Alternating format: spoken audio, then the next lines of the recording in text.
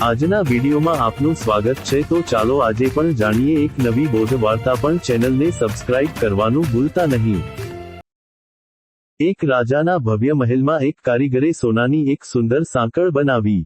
આ સાંકળનો ઉપયોગ રાજાના સૌથી કિંમતી હીરાને ગળામાં ધારણ કરવા માટે થવાનો હતો। સોનાની આ સાંકળ પોતાના વૈભવ અને ચમક પર ખૂબ જ અભિમાન કરતી હતી। તેની બાજુમાં જ એક જૂની, કાળી અને મજબૂત લોખંડની કડી પડી હતી, જેનો ઉપયોગ મહેલના મુખ્ય દરવાજાના ભારે તાળાને પકડી રાખવા માટે થતો હતો। સોનાની સાંકળ વારંવાર લોખંડની કડીની મજાક ઉડાવતી અને કહેતી, "તું કેટલી કદરૂપી અને સામાન્ય છે। લોકો તને અડવામાં પણ સંકોચ અનુભવે છે, જ્યારે મારો સ્પર્શ તો માત્ર રાજાના ગળાને જ થાય છે।" લોખંડની કડી તેની વાત સાંભળીને માત્ર હસી લેતી અને કશું બોલતી નહીં। એક રાત્રે મહેલમાં અચાનક કેટલાક શક્તિશાળી ડાકુઓ ત્રાટક્યા।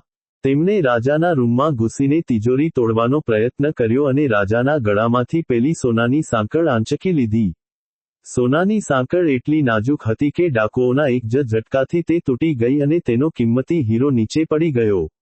ડાકુઓ સોનું લઈને ભાગવા લાગ્યા, પરંતુ જેવા તેઓ મહેલના મુખ્ય દરવાજા પાસે પહોંચ્યા, તેમણે જોયું કે દરવાજો લોખંડની એ મજબૂત કડી અને સાંકળથી મજબૂતાઈથી બંધ હતો। ડાકુઓએ પોતાની પૂરી તાકાત લગાવી દીધી, હથોડાના ઘા માર્યા, પણ લોખંડની કડી પોતાની જગ્યાએથી સહેજ પણ ન હલી।